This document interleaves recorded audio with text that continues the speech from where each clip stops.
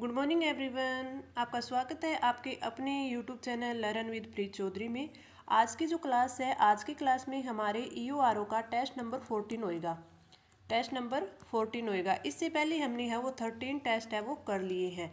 अगर आपने वो क्लास से नहीं देखी है तो वो आप ज़रूर देख लें, क्योंकि ये सारे की सारी आपकी 13 की 13 क्लास से काफ़ी इंपॉर्टेंट है। क्योंकि मैंने जो भी क्वेश्चन मैं आपके लिए मैंने इन टेस्टों में करवाए हैं, जो भी मैं आपको करवाती हूँ, तो उनमें मैं आपको हर क्वेश्चन में आपको धारा है वो बताती हूँ कि कौन सी धारा से संबंधित है और इस धारा से किस प्रकार क्वेश्चन पूछे जा सकते हैं, किस प्रकार इनकी फॉर्मेशन होएगी। साथ में ही मैं आपको जो पहले टेस्ट में जो क्वेश्चन आए थे, धाराएं आई थी, वो भी मैं आगे एक दो करके आगे के टेस्ट में है वो डालती रहती हूँ, ताकि वो जो आपने पीछे पढ़ा था वो आप भूले नहीं, आपका रिकॉल है होता रहे और साथ में आपके रिवीजन में बना रहे।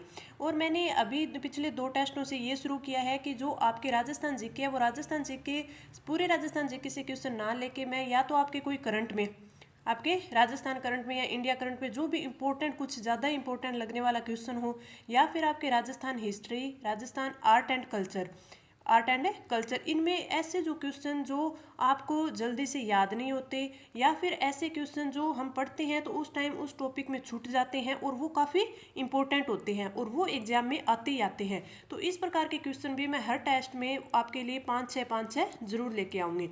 तो इनसे आपका होगा क्या कि जो आपके जो काफ़ी हार्ड टॉपिक है और उनमें से क्वेश्चन बनते हैं और हमें याद नहीं होते, तो वो भी आपके अच्छे से कवर हो जाएंगे। तो इसलिए मैं आगे से जो भी आपके टेस्ट होंगे, और मैंने पीछे भी 1-2 टेस्ट से ये शुरू किया है कि मैं वो क्वेश्चन आपके लिए इसमें ऐड कर दिया है। अब आपके राजस्थान जीके के वो इंपॉर्टेंट क्वेश्चन और साथ में आपके इंडियन पॉलिटी और आपके पार्ट बी, तो इन तीनों का ये टेस्ट रहने वाले हैं। और जो ये भी जो मैं क्वेश्चन लेके आती हूँ ये आपके लिए काफ़ी इंपॉर्टेंट होते हैं।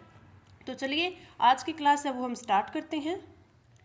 तो आज का जो हमारा फर्स्ट क्वेश्चन है वो है, राजस्थान नगरपालिका अधिनियम 2009 के संदर्भ में किसी अधिकारी द्वारा निर्वाचक नामावली को तैयार करने में सशक्त कर्तव्यों को भंग करने पर कितने वर्ष तक की सजा हो सकती है। इसमें ये बताया कि जो निर्वाचन नामावली है, निर्वाचक नामावली जब तैयार करते हैं तो उन अधिकारियों से अगर वो अपने कर्तव्यों को भंग करते हैं तो उसके लिए उनके लिए जो दंड का प्रावधान है वो कितना है। और साथ में अब इसमें ये भी बात करेंगे कौन सी धारा में दिया हुआ है, 2 वर्ष का, 1 वर्ष का, 6 माह का और 6 वर्ष का।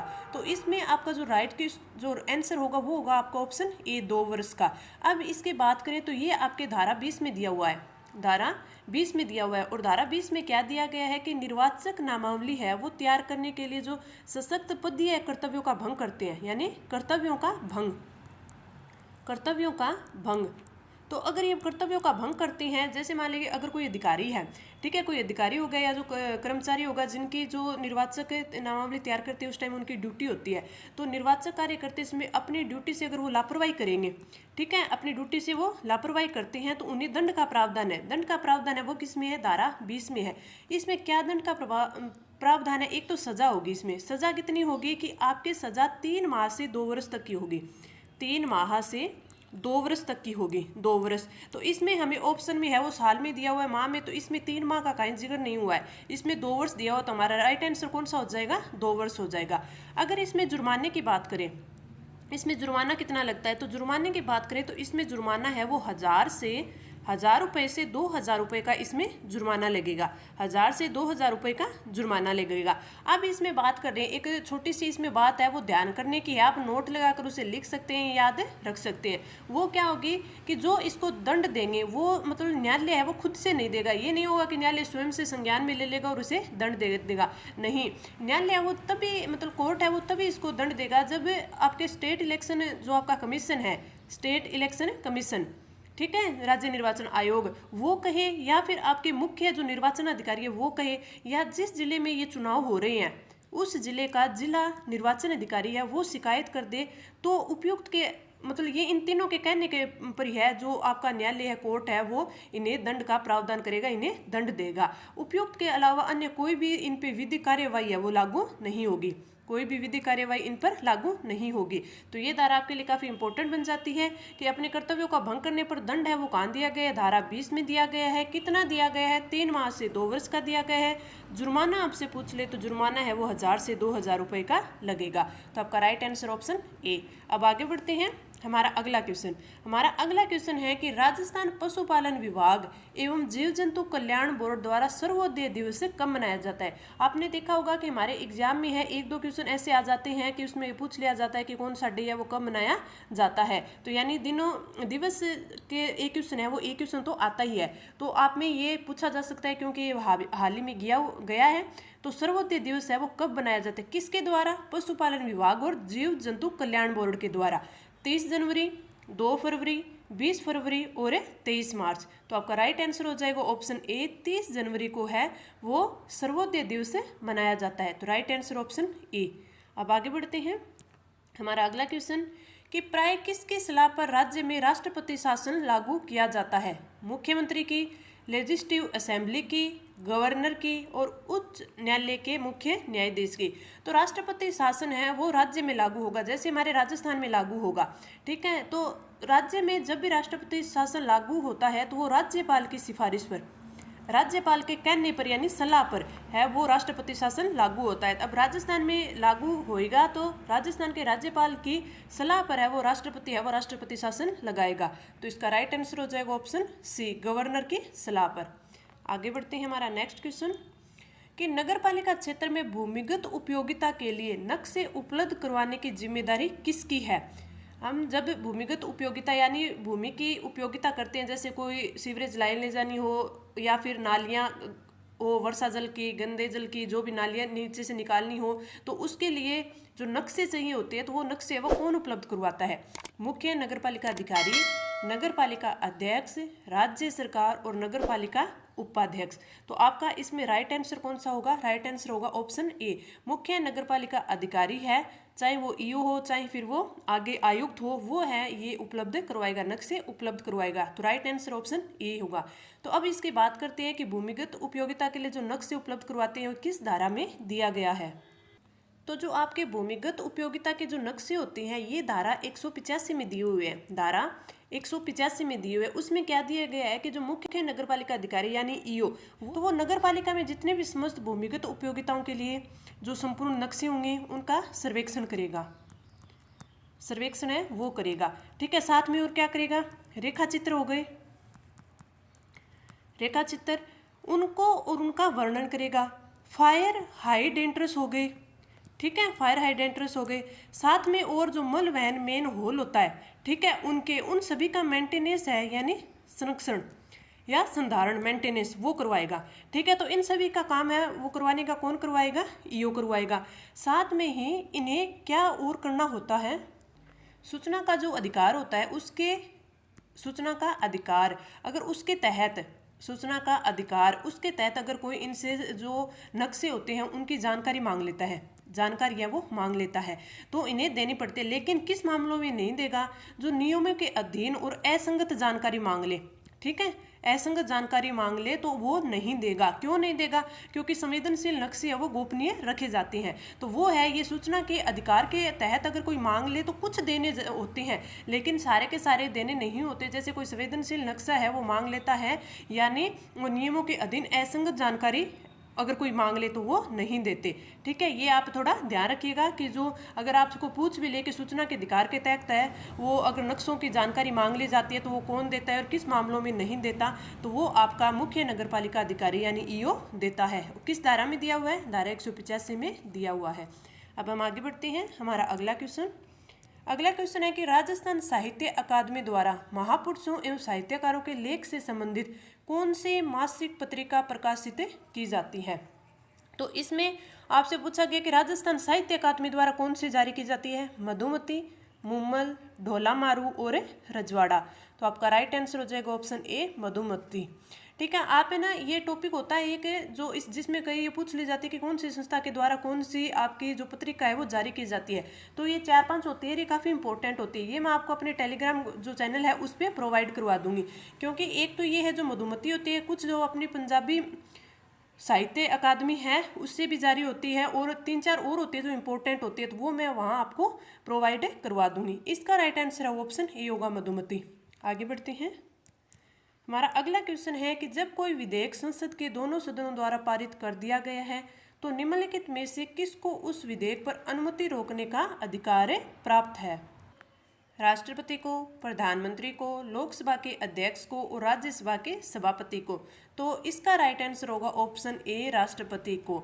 मैंने आपको कल वाले जो टेस्ट था हमारा 13 टेस्ट था उसमें भी इस बारे में थोड़ा बताया था कि जो राष्ट्रपति है उसको इस अनुमति को रोकने का अधिकार प्राप्त है। ठीक है, तो आपका राइट आंसर हो जाएगा ऑप्शन ए। और ये अधिकार कब दिया गया था? 44वें संविधान संशोधन के द्वारा दिया गया था। तो राइट आंसर ऑप्शन ए। अब हम आगे चलते हैं। हमारा अगला क्वेश्चन, नगरपालिका क्षेत्र में उत्सवों के दौरान मार्गों पर अस्थायी परिनिर्माण, जैसे पंडाल लगाना हो गया, टेंट लगाना हो गया, भीड़ को नियंत्रित करना, अस्थायी रास्ते हैं उनको नियंत्रण में लेना, को मंजूरी किसके द्वारा दी जाती है? ठीक है, नगरपालिका अध्यक्ष के द्वारा, नगरपालिका उपाध्यक्ष के द्वारा और मुख्य नगरपालिका अधिकारी के द्वारा और जिला कलेक्टर के द्वारा। तो इसका भी राइट आंसर हो जाएगा ऑप्शन सी, मुख्य नगरपालिका अधिकारी है उसके द्वारा इसकी मंजूरी दी जाती है, यानी ईओ के द्वारा दी जाती है। अगर वो नगर निगम में, नगर परिषद में आगे बढ़ा है तो वो कौन हो जाता है? आयुक्त हो जाता है, उनके द्वारा दी जाती है।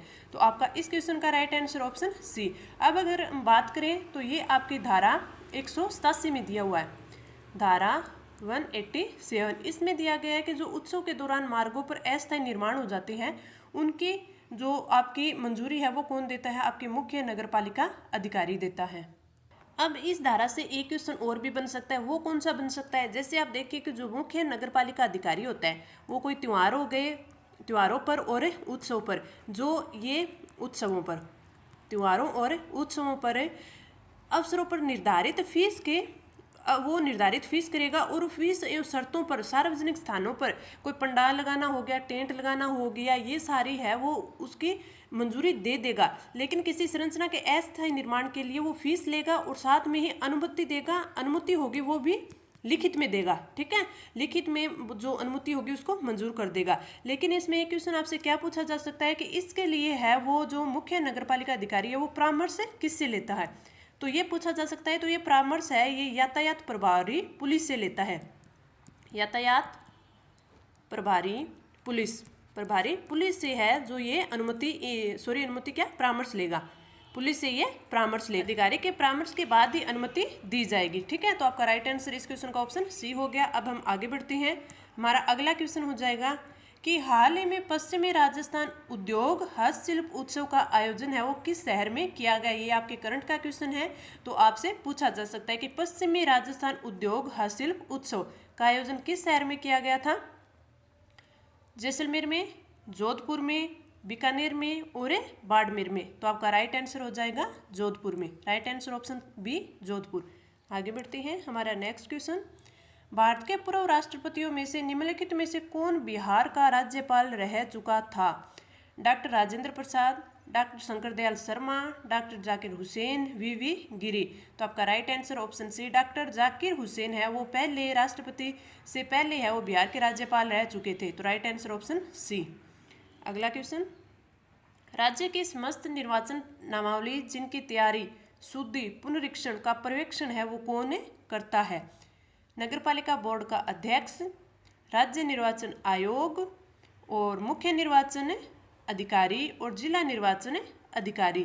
तो आपका राइट आंसर कौन सा होना चाहिए? राइट आंसर हो जाएगा ऑप्शन बी, मुख्य निर्वाचन अधिकारी है वो नामावली तैयार करना, उसकी शुद्धि की, उसका पुनर्निरीक्षण करना और पर्यवेक्षण करना, ये सारे कार्य कौन करवाता है या कौन करता है? मुख्य निर्वाचन अधिकारी करता है। और ये चीज़ किस में दी गई है? आपकी धारा 16 में दी गई है। धारा 16 में क्या दिया हुआ गया है? उसके में ये दिया गया है कि जो मुख्य निर्वाचन अधिकारी है उसकी नियुक्ति है वो राज्य सरकार के परामर्श से राज्य निर्वाचन आयोग है वो इसकी नियुक्ति करेगा। उसकी नियुक्ति के बाद जो मुख्य निर्वाचन अधिकारी ये कार्य क्या करेगा कि राज्य में इस अधिनियम यानी 2009 के एक्ट है आपके, इस अधिनियम के अधीन है वो निर्वाचन संचालन यानी निर्वाचक नामावली है वो उसकी तैयारी, शुद्धि और उसका जो पुनर्निरीक्षण है वो करवाएगा मुख्य निर्वाचन अधिकारी। तो आपके धारा 16 में क्या दिया गया है? मुख्य निर्वाचन अधिकारी, उसकी नियुक्ति कौन करेगा, उसके कार्य क्या है। तो ये धारा भी आपके लिए इम्पोर्टेंट है। आगे बढ़ते हैं। हमारा अगला क्वेश्चन, मिलेट्स उत्कृष्टता केंद्र की स्थापना राजस्थान के किस शहर में की जाएगी? बीकानेर में, जोधपुर में, जैसलमेर में और चूरू में। तो आपका right answer option B, Jodhpur में है मिलेट्स उत्कृष्टता केंद्र की स्थापना की जाएगी। आगे बढ़ते हैं। अगला क्वेश्चन है, निम्न में से कौन राष्ट्रपति होने से पूर्व भारत के उपराष्ट्रपति पद पर आसीन नहीं रहे थे? कौन से नहीं रहे थे? डॉक्टर एस राधाकृष्णन तो रहे थे, डॉक्टर जाकिर हुसैन भी रहे थे, नीलम संजीव रेड्डी और आर वेंकटे रमन। तो आर विकेट रमन भी रहे थे, लेकिन नीलम संजीव रेड्डी है ये पहले उपराष्ट्रपति नहीं रहे थे। ये मैंने आपको पहले जो कल का जो 13 टेस्ट था उसमें बताया था कि जो नीलम संजीव रेड्डी है ये भारत के मतलब एक के पहले ऐसे प्रथम यानी एकमात्र ऐसे राष्ट्रपति थे जो सर्वसहमति से चुने गए थे। सर्वसहमति से चुने गए थे वो कौन से थे? नीलम संजीव रेड्डी। तो आपका राइट आंसर ऑप्शन सी। आगे बढ़ते हैं। हमारा नेक्स्ट क्वेश्चन है कि नगरपालिका चुनाव के संबंध में निम्न कथनों पर विचार कीजिए। नगरपालिका चुनाव एक व्यक्ति एक वार्ड से चुनाव लड़ सकता है। नगरपालिका चुनाव एक व्यक्ति एक से अधिक वार्ड से चुनाव लड़ सकता है। तो इसमें आपका राइट आंसर कौन सा होएगा? इसमें होएगा कि नगरपालिका चुनाव है वो एक व्यक्ति एक ही वार्ड से लड़ सकता है। तो आपका राइट आंसर हो जाएगा ऑप्शन ए, सॉरी कथन ए हो जाएगा। तो इससे आपका राइट आंसर ऑप्शन ए हो जाएगा। कथन एक है वो सही है, कथन 2 है वो गलत दिया हुआ है। अगर इसके बारे में बात करें कि नगरपालिका चुनाव में एक व्यक्ति एक ही वार्ड से चुनाव लड़ सकता है, तो इसके बारे में आपकी जो धारा 22 है, धारा 22 में बताया गया है कि एक से अधिक वार्ड के लिए जो चुनाव लड़ने पर प्रतिबंध कौन सा है वो बताया गया है। क्योंकि एक से अधिक है वो एक उम्मीदवार है, अगर वो 2, 3, 4 जितने भी वो जो वार्ड होती है वहाँ से अगर वो अपना नाम दाखिल कर देता है, ठीक है, तो उसकी जो सारी की सारी है वो उम्मीदवारी खत्म हो जाएगी। कैसे हो जाएगी वो इस धारा में दिया गया है। मान लीजिए कि कोई भी व्यक्ति है वो एक से अधिक के चुनाव जो एक से अधिक वार्डों से चुनाव लड़ना चाहता है, लेकिन वो एक से अधिक वार्डों में चुनाव लड़ने का हकदार है वो नहीं होगा। अगर मान लीजिए आपसे एक क्वेश्चन ये पूछ ले कि अगर किसी व्यक्ति ने है वो 2, 3 यानी 4 वार्डों से है वो अपना वो नामांकन है वो दाखिल कर दिया है, ठीक है, तो वो दाखिल कर दिया है तो वो कितने मतलब किस टाइम तक है वो अपनी अलग जो आपके वार्ड है जैसे वो बोल दे जैसे उसने 2, 3 और 4 इन 3 वार्डों से उसने नामांकन दाखिल किया है। अब उसके पास ये है कि वो अगर 2 से चुनाव लड़ना चाहता है, 2 वार्ड से चुनाव लड़ना चाहता है, तो तीसरे और चौथे से उसे अपना नामांकन है वो वापस लेना होगा। तो वो नामांकन वापस है वो कब तक ले सकता है?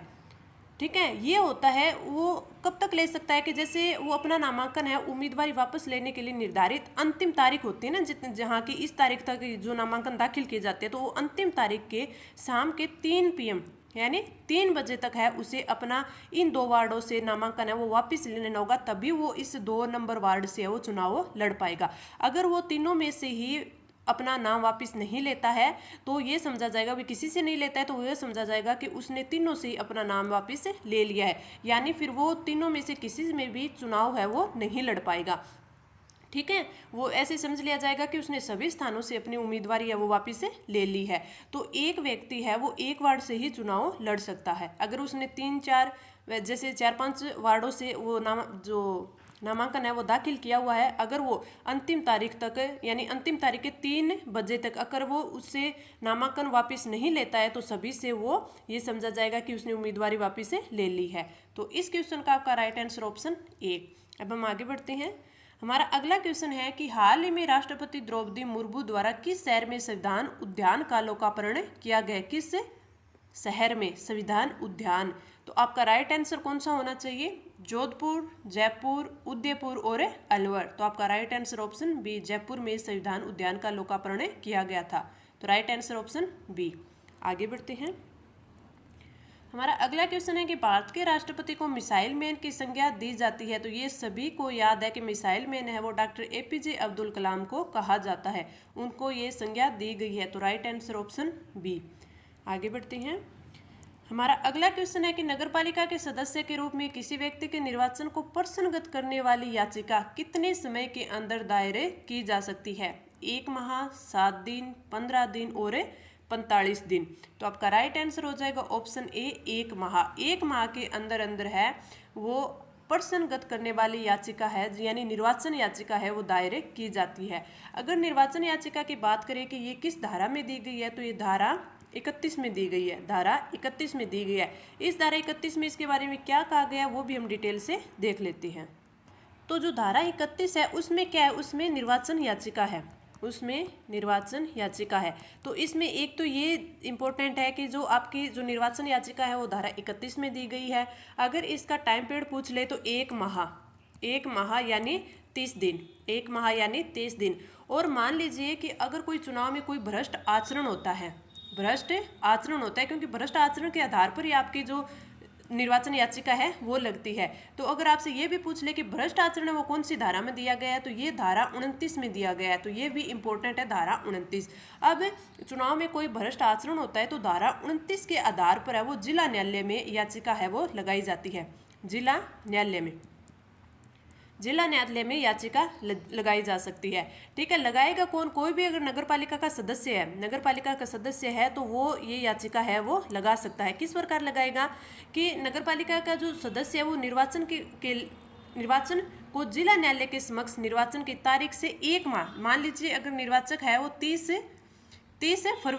मार्च को हुआ है, 30 अप्रैल के भीतर 30 अप्रैल तक ये जो निर्वाचन याचिका है वो लगा देगा। किसके समक्ष लगाएगा? जिला न्यायालय को लगाएगा। तो आपको ध्यान इतना ही रखना है कि जो आपका याचिका है वो 1 माह के भीतर लगती है। किसको लगती है? जिला न्यायाधीश को लगती है। ठीक है, और कब तक लगती है? निर्वाचन की तारीख से 30 दिन तक है आप लगा सकते हैं। तो ये 3 चीज़ें आपको याद रखनी है। अगर आप धारा याद रखना चाहे, धारा 31 में निर्वाचन याचिका दी हुई है और धारा 29 में है वो भ्रष्ट आचरण दिया हुआ है। इस क्वेश्चन का राइट आंसर ऑप्शन ए। साथ में मैं आपको जो ये धाराएं होती है ये पार्ट्स में डिवाइड करके 10-10 धाराएं हैं वो रोज डालती रहती हूँ। जैसे 10 धाराएं होगी उनके बारे में क्या जो इम्पोर्टेंट है वो मैं टेलीग्राम में डालती रहती हूँ ताकि आपका रिवीजन होता रहे और आपको सारी की सारी धाराएं हैं वो अच्छे से याद हो जाए। तो अगर आपने अभी तक टेलीग्राम ग्रुप जो ज्वाइन नहीं किया तो आप वो भी ज्वाइन कर ले। और इन धाराओं के साथ साथ भी कोई भी जैसे इंपॉर्टेंट योजना हो गई, शहर से संबंधित हो गई, नगर पालिका से संबंधित हो गई, या फिर कोई और इम्पोर्टेंट या करंट अफेयर का कुछ इंपॉर्टेंट टॉपिक आ गया तो वो भी मैं आपको टेलीग्राम पर प्रोवाइड करवा देती हूँ। अब आगे बढ़ते हैं। हमारा अगला क्वेश्चन है कि निम्नलिखित में से कौन सा ग्रंथ लेखक है वो सुमेलित नहीं है? प्रबंध चेतामणि मेरु तुंगाचार्य की, ये बिल्कुल सही है। हमीर महाकाव्य नयन है, ये चंद्रसूरी की है। एकलिंग महाकाव्य है, ये महाराणा कुंभा के, ये भी सही है। प्रबंध कोश हरि से नहीं, ये गलत है। तो इसमें सुमेलित कौन सा नहीं है? ऑप्शन डी सुमेलित नहीं है। तो आपका राइट आंसर हो जाएगा ऑप्शन डी। आगे बढ़ते हैं। हमारा अगला क्वेश्चन है कि स्वतंत्र भारत के प्रथम राष्ट्रपति कौन थे? ठीक है, तो इसमें यह पूछा है कि स्वतंत्र भारत के जो प्रथम राष्ट्रपति है वो किस राज्य से थे? उत्तर प्रदेश से, आंध्र प्रदेश से, बिहार से और तमिलनाडु से। तो आपका राइट आंसर हो जाएगा ऑप्शन सी बिहार से। स्वतंत्र भारत के प्रथम राष्ट्रपति है वो बिहार से थे। आगे बढ़ते हैं। अगला क्वेश्चन है कि नगरपालिका अधिनियम 2009 के अनुसार राज्य वित्त आयोग की सिफारिशों का क्रियान्वयन है वो कौन करता है? राज्य वित्त आयोग की सिफारिशों का क्रियान्वयन कौन करता है? केंद्र सरकार, राज्य सरकार, नगर पालिका और स्थानीय प्रशासन। तो आपका राइट आंसर हो जाएगा ऑप्शन बी। राज्य सरकार है वो वित्त आयोग की सिफारिशों का क्रियान्वयन करती है। अगर इसकी बात करें तो ये धारा 77 में दिया हुआ है। एक बार हम ये भी देख लेते हैं कि धारा 77 में क्या दिया हुआ है, किस प्रकार दिया हुआ है। तो आपके जो धारा 77 है उसमें दिया गया है कि राज्य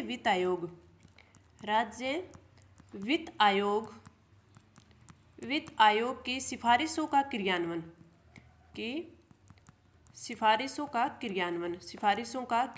है वो किस में है? वो धारा 77 में है।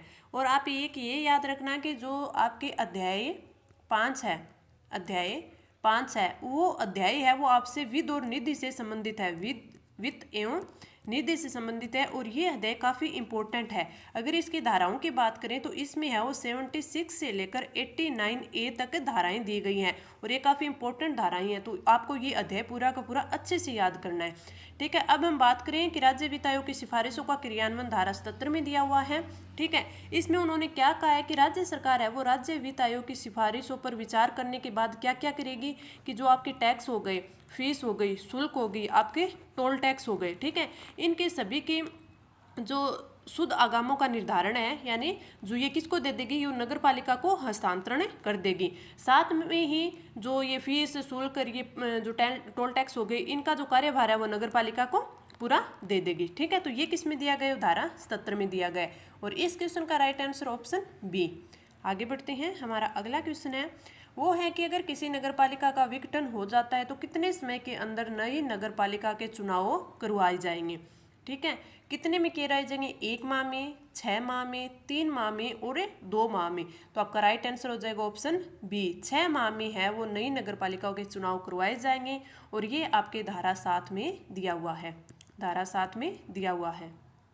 तो धारा 7 में क्या दिया गया है, इसमें दिया गया है नगरपालिका की पदावधि, नगरपालिका की पदावधि। और ये बोला गया है कि जो नगरपालिका की पदावधि यानी कार्यकाल है वो कितना होता है, 5 साल का होता है, 5 वर्ष का होता है। अगर कोई भी नगरपालिका है उसका विघटन है वो 5 साल से पहले हो जाता है तो शेष कार्यकाल के लिए ही जो आने वाली नई जो नगरपालिका होगी वो चुनी जाएगी, उसका कार्यकाल है वो आगे जो शेष रहेगा वो ही उसका कार्यकाल होगा। तो नए चुनाव है 6 माह में होंगे, ये उसमें किस में दिया हुआ है, धारा 6 में दिया, धारा 7 में दिया हुआ है। ठीक है, धारा 6 में क्या दिया गया है, धारा 6 में है वो संरचना दी गई है कि नगरपालिका की संरचना है वो कैसे होगी, उसमें है वो कौन कौन से उसमें सदस्य चुने जाएंगे, जैसे निर्वाचित, मनोनीत और वो निर्वाचित, मनोनीत और तीसरा कौन सा होएगा, पदेन सदस्य होंगे, तीसरा होगा पदेन सदस्य। तो किस प्रकार उसकी संरचना होगी, ये सब किस में दिया गया है, धारा 6 में दिया गया है।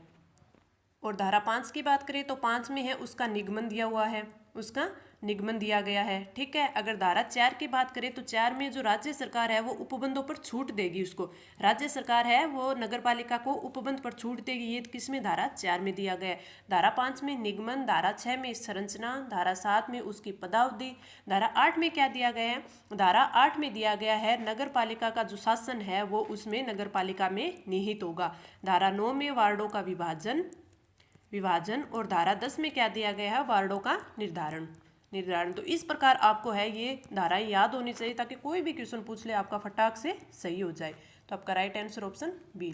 आगे बढ़ते हैं, हमारा अगला क्वेश्चन है कि भारतीय संसद का संयुक्त अधिवेशन निम्नलिखित में से कौन एक बुला सकता है। संयुक्त अधिवेशन है वो कौन बुला सकता है, राष्ट्रपति, उपराष्ट्रपति, प्रधानमंत्री और लोकसभा का अध्यक्ष। तो आपका राइट आंसर हो जाएगा ऑप्शन ए, राष्ट्रपति बुला सकता है। अब एक जो क्वेश्चन है उसका आंसर आपको देना है कि जब राष्ट्रपति है वो भारतीय संसद का संयुक्त अधिवेशन बुला सकता है तो आपको ये बताना है कि संयुक्त अधिवेशन की है जो बैठक होती है उसकी अध्यक्षता है वो कौन करता है, अध्यक्षता है कौन करता है, ये आपको नीचे कमेंट करके बताना है। अब हम अगले क्वेश्चन पे चलते हैं।